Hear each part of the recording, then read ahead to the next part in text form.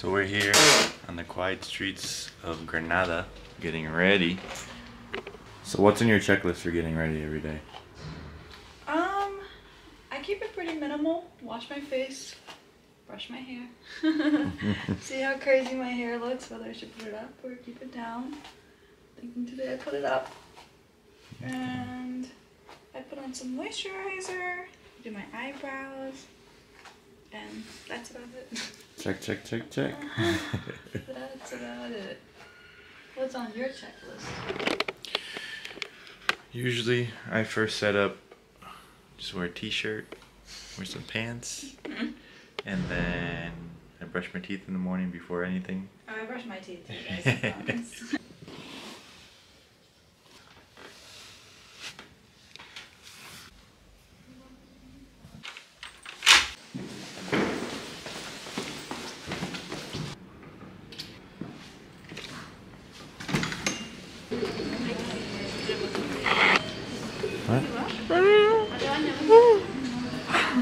Can I hear you say €1 breakfast? €1 breakfast? With more excitement. €1 breakfast, yeah! Look at these donuts. 5 for €1.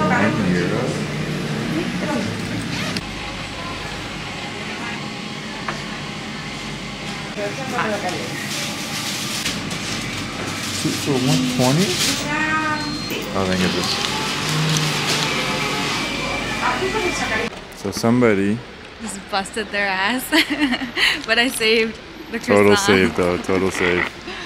Yeah. I didn't, they had like a ramp to exit and I didn't see it and I totally tripped on there and I fell. It was pretty embarrassing. But hey, we got our $1 coffee and yes, our $1 croissants. Nothing fell. Nothing fell. No damage. If you want really cheap breakfast in Granada, this place is called La Casita del Pan. Del Pan. Everything in there was cheap. Everything. The donuts, the croissants, then the other pastries. Everything was like under $2. We got easily. A cafe Con leche. con leche y croissant for €1. Yeah.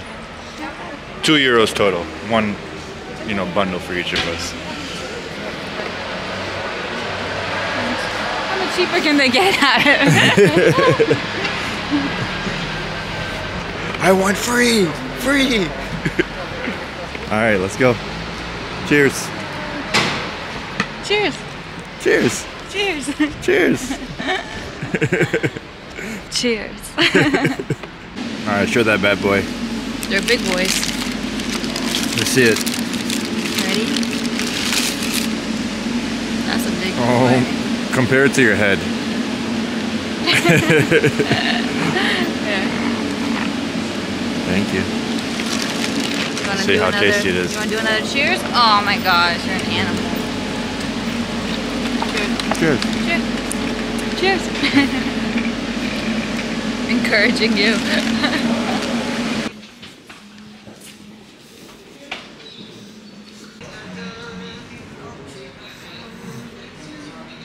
Those are pretty cool bags over there. Alright, those ones right there.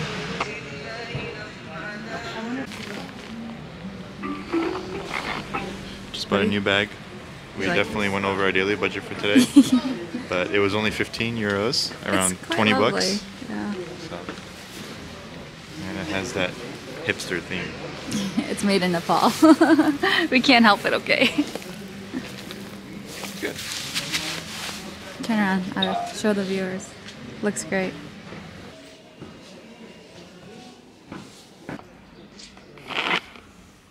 Hey Chefy, wait.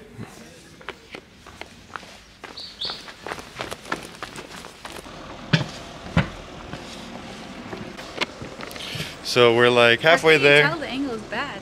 It was just from the way I set that up. Yeah. I need to pay attention. You gotta pay attention to where you walk, lady. You can make like a compilation of me tripping. We'll be back, because obviously she can't walk and talk and going down these stairs. And granted, these stairs are very long. Sometimes I just forget how to walk. Huh? Is that what happens? I think so. Be careful, everybody. Just tell her to be careful. I'm gonna be careful. Watch where you're walking.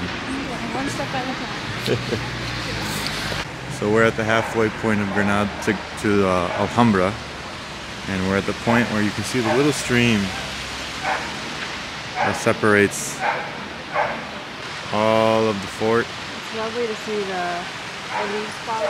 Yeah. We're gonna try to get one falling. Usted está aquí. And we are going to the main entrance. Man, that's beautiful. Oh, the sun.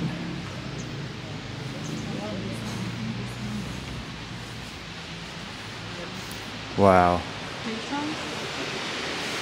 Holy moly.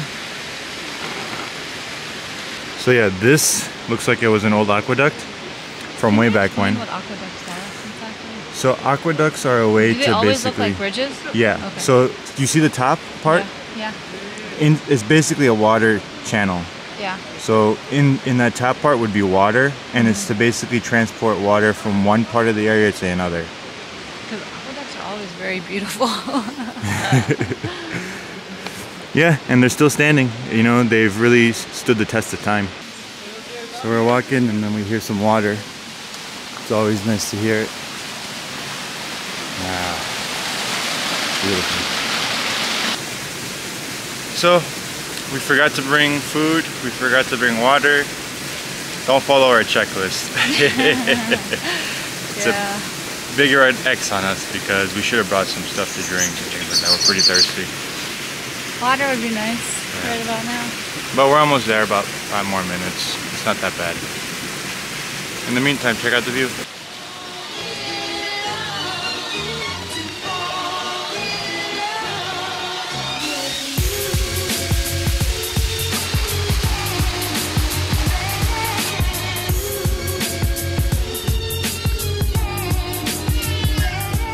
Alright, so we made it inside the palace.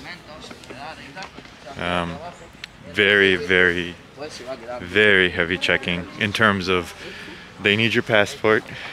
It's not, and like 3 different locations. Yeah. They were giving this poor old couple a very hard time. I kind of felt bad. They were from the Dominican Republic, and they had like copies, paper copies, and they were like not willing to accept it. And I think in the end, he showed like a driver's license, and they were okay with it. But Make sure you have something. Yeah. Passport definitely, because you'll have to show it like 3 times to 5 different people just to get in. But yeah, we're in. But luckily we had ours, so we are in. So we're going to the Nasrid Palaces. So the Nasrid was the dynasty, right? That it was created? I think so. Yeah. So it began construction in like the 1200s. And then basically during the fall of the Islamic Empire in Spain, it was basically abandoned and left to kind of crumble. And then later it was kind of taken over and gardens were added to it. And then like the Moors, and there was some like travelers that kind of really helped.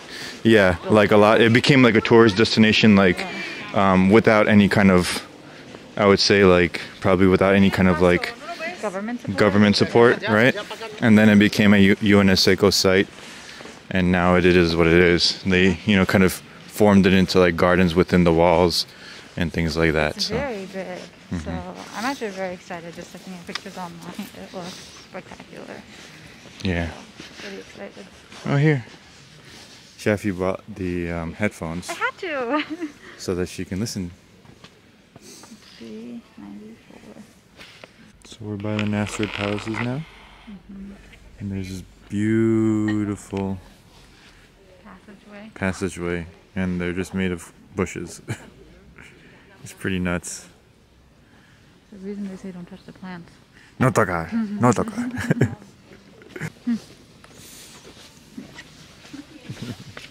This is pretty cool. This was the original resting place of Queen Isabella and King Ferdinand. Their tomb was right here, and then one of the grandkids decided to move it. You can see like there's even some influence, it looks like, of Islamic architecture.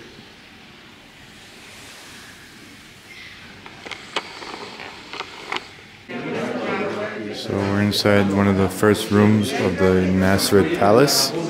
and it's freaking packed in here. But if you look, you can see all the Islamic calligraphy and art on the walls. Very beautiful.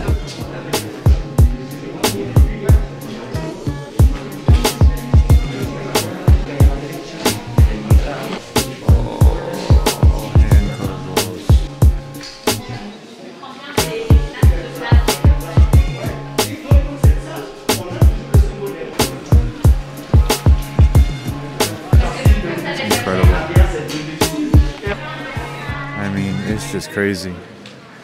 And what they did was the sultans used to live here, the sultans, and after, of course, their empire fell, like we said before, it was kind of left to deteriorate, and then later they took over the UNESCO and other government entities probably, and they began like reinvigorating it and basically kind of made it into a big garden in a sense.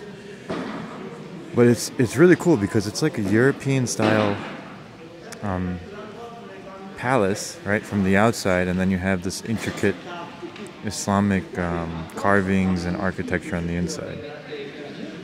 So it's pretty cool. So there's only so much more we can show you because it's just crazy beautiful here. Everywhere you go, you're like, well, let me take a picture. Yeah.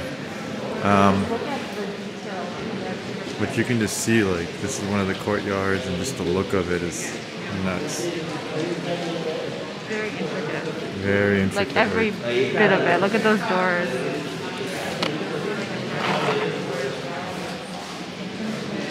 What's crazy is just all this. All of this. Yeah. It's crazy. There's like a million pictures to take. Don't forget. Huh? No tocar. No tocar. No tocar. There's a kid. There's a kid that was crying, and then the lady said, "No tocar, no touch." Really? And he was just wanting to touch it. Oh, and that's why he was crying. That's why he was crying the whole time. Yeah.